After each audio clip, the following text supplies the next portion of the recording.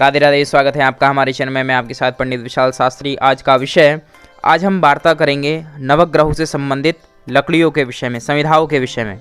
नवग्रह संविधा किसे कहते हैं और कैसे हम अपने जीवन में जो भी सूर्य आदि नवग्रह हैं उनसे संबंधित जो भी दोष हैं जीवन में, कैसे हम उनसे संबंधित वृक्षों की औषधियों को लेकर, वृक्षों की संविधाओं को लेकर, लकड़ियों को लेकर यज्ञ करके और उन ग्रहों से संबंधित दोष से मुक्ति पा सकते हैं और अपने जीवन को धन धान्य हर प्रकार के सुख से परिपूर्ण कर सकते हैं।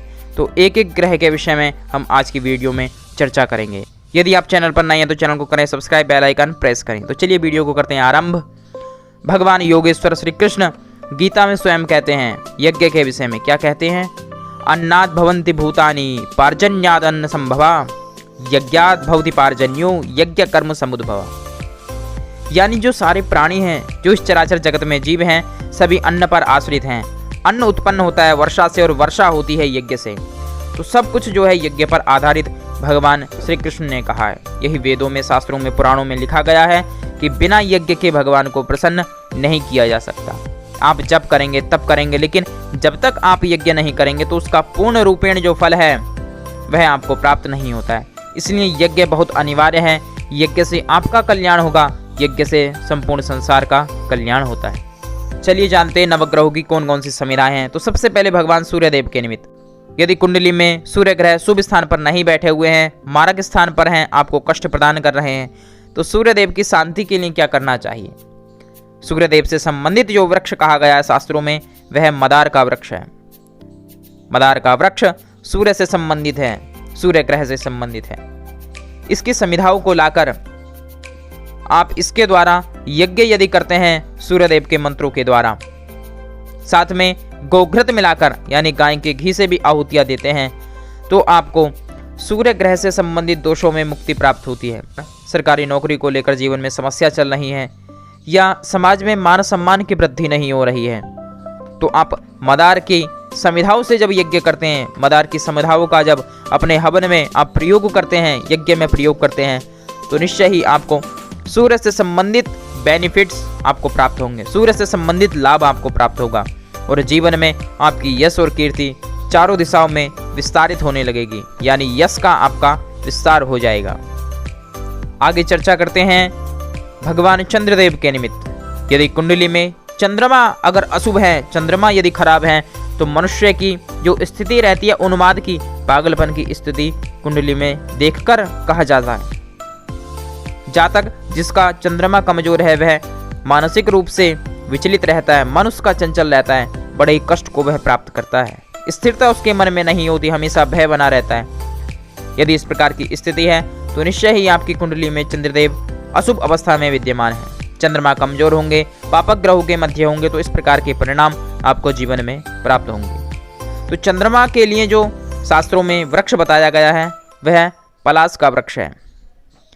पलाश के वृक्ष की संविधा लाकर, लकड़ियों को लाकर यदि आप उससे यज्ञ करते हैं, उससे हवन करते हैं चंद्रदेव के वैदिक मंत्रों के द्वारा, चंद्रदेव से संबंधित मंत्रों के द्वारा, तो निश्चय ही आपको चंद्रमा से संबंधित जो दोष हैं उसमें आपको लाभ प्राप्त होगा। आपकी उन्नति प्रगति होने लगेगी, मन आपका स्थिर होगा। यदि कार्य में मन नहीं लग रहा है तो मन भी आपका लगने लगेगा। और यदि माता का स्वास्थ्य सही नहीं रहता है तो भी आपको जो है चंद्रमा से संबंधित जो संविधा है, पलाश की संविधा, उससे आपको यज्ञ करना चाहिए। चंद्रदेव के वैदिक मंत्रों के साथ साथ में घी की आहुति देनी चाहिए, जिससे आपको चंद्रमा से संबंधित लाभ की प्राप्ति होगी। आपकी हर प्रकार से सुख संपत्ति आपके सानिध्य में होगी, आपके साथ रहने लगेगी। माँ लक्ष्मी की कृपा आप पर बरसने लगेगी, क्योंकि जीवन में चंद्रमा और सूर्य का स्ट्रांग होना, मजबूत होना बहुत जरूरी है। बाकी जो ग्रह बाद में आते हैं, सबसे प्रमुख है सूर्य और चंद्रमा। यदि सूर्य और चंद्रमा आपकी कुंडली में सही है तो आपको निश्चय ही जीवन में लाभ प्राप्त होगा। अगले ग्रह के विषय में जानते हैं मंगल ग्रह। मंगल ग्रह जीवन में पराक्रम को दर्शाने वाला है, जीवन में उन्नति प्रगति को दर्शाने वाला है, क्योंकि जब आप पराक्रम करेंगे, मेहनत करेंगे, परिश्रम करेंगे, आपका आत्मविश्वास मजबूत होगा, स्ट्रॉन्ग होगा, तब आप जीवन में लाभ प्राप्त कर सकते हैं। यदि जन्म कुंडली में मंगल देव अशुभ अवस्था में विद्यमान हैं, अशुभ कोष्ठों में, अशुभ राशियों में विद्यमान हैं, या डिग्री उनकी बहुत कम है, कमजोर अवस्था में बैठे हुए हैं, तो मंगल का शुभ प्रभाव आपको प्राप्त नहीं होगा। अगर मंगल अशुभ है तो जीवन में कई बार दुर्घटनाएं होती रहती हैं। एक्सीडेंट है तो ब्लड को लेकर बहुत सारी समस्याएं जीवन में आ जाती हैं, रक्त को लेकर विकार जीवन में उत्पन्न होते हैं। तो यदि मंगल के दोष को समाप्त करना है तो मंगल से संबंधित जो वृक्ष शास्त्रों में बताया गया है उससे यज्ञ आपको करना चाहिए। तो मंगल से संबंधित जो वृक्ष है वह खैर का वृक्ष है। खैर के वृक्ष की समिधाओं को लाकर, लकड़ियों को लाकर यदि आप यज्ञ करते हैं, वैदिक जो मंत्र है मंगल देव का उसके अनुरूप, तो आपको मंगल ग्रह से संबंधित दोषों में मुक्ति प्राप्त होती है और जो भी मंगल देव से संबंधित समस्या जीवन में चल रही थी वह सब दूर हो जाती हैं। जब अचानक दुर्घटनाएं होने लगे तो निश्चय ही मंगल का कुछ ना कुछ जीवन में दोष लगा हुआ है। तो मंगल देव की जो समिधा है खैर, उससे जब आप यज्ञ करते हैं तो आपको जीवन में लाभ, सिद्धि और सफलता प्राप्त होती है। अगले ग्रह के विषय में चर्चा करते हैं, बुध ग्रह। बुध ग्रह बुद्धि का कारक ग्रह माना जाता है, व्यापार का कारक ग्रह माना जाता है, आपकी वाणी का कारक ग्रह। जीवन में यदि आप व्यापार करते हैं तो आपकी वाणी भी शुद्ध होनी चाहिए, तभी व्यापार में उन्नति प्रगति होगी। यदि आपकी वाणी सुंदर है, आकर्षक है, दूसरों को प्रभावित करती है तो आपका बुध अच्छा है। लेकिन यदि आपकी वाणी कठोर है, यदि आपका व्यापार नहीं चल रहा है, यदि आपकी बुद्धि सही तरीके से कार्य नहीं कर रही, तो आपकी कुंडली में बुध कहीं ना कहीं अशुभ अवस्था में विद्यमान है, या तो नीच राशि में, नीच अवस्था में बैठे हुए हैं, या उनकी डिग्री बहुत कम है, या पापा ग्रह के मध्य में है। तो इसलिए बुध को स्ट्रॉन्ग करने के लिए, बुध को बल प्रदान करने के लिए, बुध को एनर्जी प्रदान करने के लिए, बुध से जो संबंधित शास्त्रों में वृक्ष बताया गया है, अपामार्ग का वृक्ष, इसकी समिधाओं से, इसकी लकड़ियों से जब हम यज्ञ करते हैं तो बुध ग्रह से संबंधित जो दोष होते हैं उनमें कमी आती है। बुध को बल प्राप्त होता है, जिससे धन से संबंधित जो भी समस्या जीवन में चल रही होती है वह दूर हो जाती है।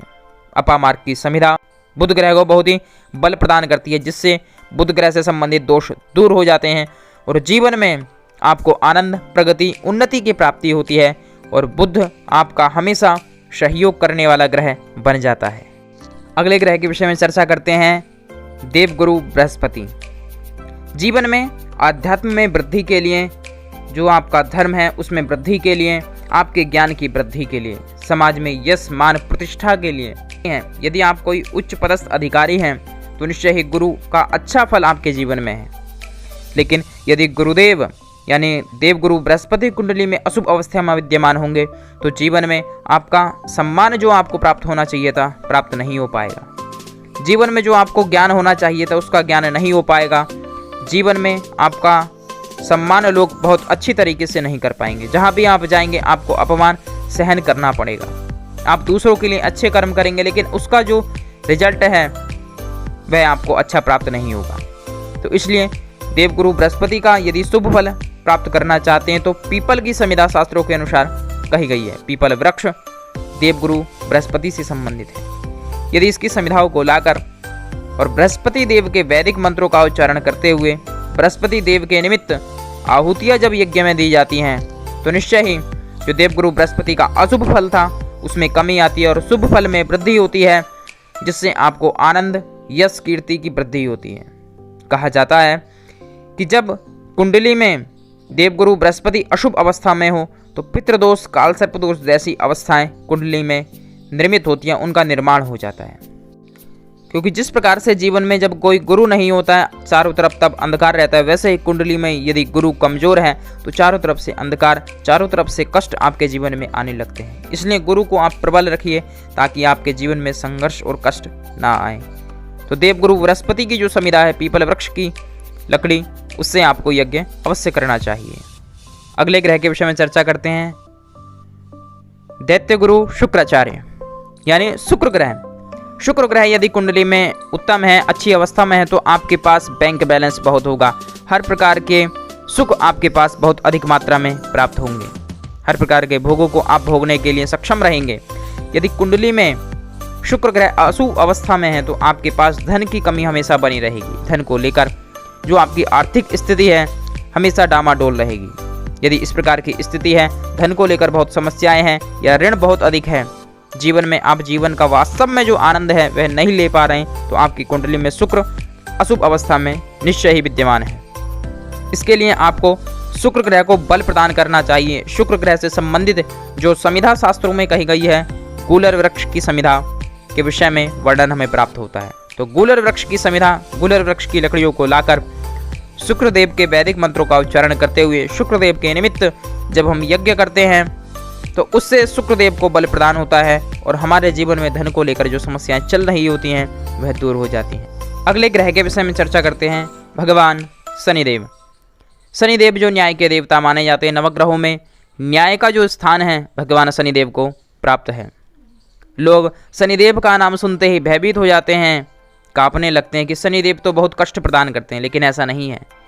यदि कुंडली में आपके शनिदेव अच्छी स्थिति में विद्यमान है तो आपको हर प्रकार का सुख जीवन में प्राप्त होगा। आप जीवन में हर प्रकार से सम्मान प्राप्त करेंगे, समाज में लोग आपको पूजेंगे।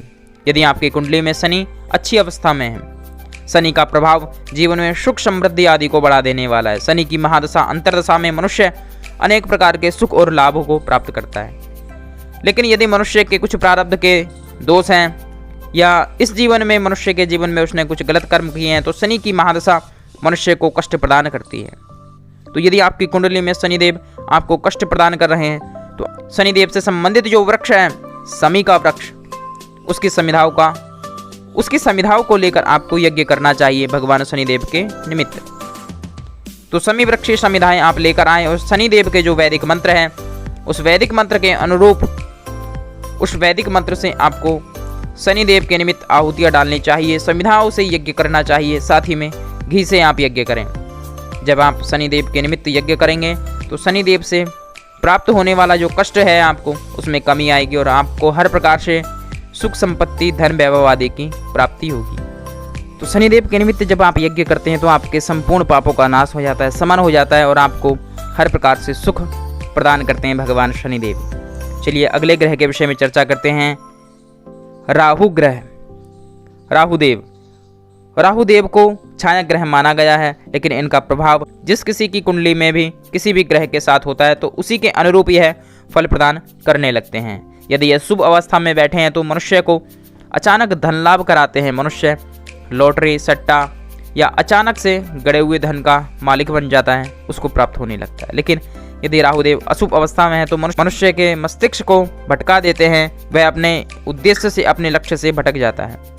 तो यदि इस प्रकार की स्थिति है, मानसिक अशांति रहती, अचानक से भय बना रहता है, तो आपको राहुदेव के निमित्त जो समिधा बताई गई है शास्त्रों में दूर्बा है, तो दूब से आप राहुदेव के निमित्त वैदिक मंत्रों के द्वारा आपको यज्ञ करना चाहिए। राहुदेव के निमित्त जब आप समिधाओं से यज्ञ करते हैं तो राहु से संबंधित होने वाले जो दुष्प्रभाव हैं उनमें कमी आएगी, संबंधित सुफल आपको प्राप्त होगा, जिससे आपको हर प्रकार से सुख संपत्ति और स्वास्थ्य का लाभ होगा।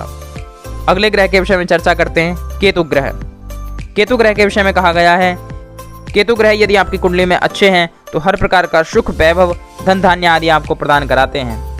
हर प्रकार का सुख आपको प्राप्त होता है जीवन में। लेकिन यदि केतु देव अशुभ अवस्था में है तो आपको दीर्घकालीन रोग हो सकते हैं, कष्ट हो सकते हैं और इस प्रकार की ऊपरी जो बाधाएं हैं वह आपको प्रभावित करती हैं। तो केतु देव का शुभ फल यदि आपको प्राप्त करना है तो केतु ग्रह से संबंधित जो वृक्ष है वह कुशा का वृक्ष शास्त्रों में कहा गया। कुशा की समिधा को आप लाकर केतु देव के निमित्त जब आप यज्ञ कर तो केतु से संबंधित जो दोष हैं वह सब दूर हो जाते हैं और आपको केतु ग्रह से संबंधित शुभ फल की प्राप्ति होती है। तो इस प्रकार से नवग्रह जो हमारी कुंडली में विद्यमान रहते हैं उनका यदि शुभ फल हमें प्राप्त करना है तो नवग्रहों के निमित्त जो है हमें यज्ञ अलग अलग समिधाओं से अलग अलग फल की प्राप्ति के लिए करना चाहिए। लेकिन जब हम सभी नवग्रहों का शुभ फल प्राप्त करना चाहते हैं तो सभी ग्रहों की समिधाओं को लाकर हमें यज्ञ करना चाहिए। तो उसी को कहते हैं नवग्रह यज्ञ, नवग्रह हवन। और इन वृक्षों का जब हम पूजन भी करते हैं तो भी हमें इन ग्रहों से संबंधित लाभ की प्राप्ति होती है। अगले वीडियो में हम चर्चा करेंगे कि नवग्रहों से संबंधित जो हम रत्न धारण करते हैं, लेकिन रत्न से भी अच्छा कार्य नवग्रहों से संबंधित वृक्ष की जड़ें करती हैं। लेकिन किस ग्रह से संबंधित कौन सी जड़ हमें धारण करनी चाहिए और कितना उसका प्रभाव हमारे जीवन में रहेगा, इसके विषय में हम अगली वीडियो में आपसे चर्चा करेंगे। तब तक आनंदित रहिए, प्रसन्न रहिए। हर हर महादेव।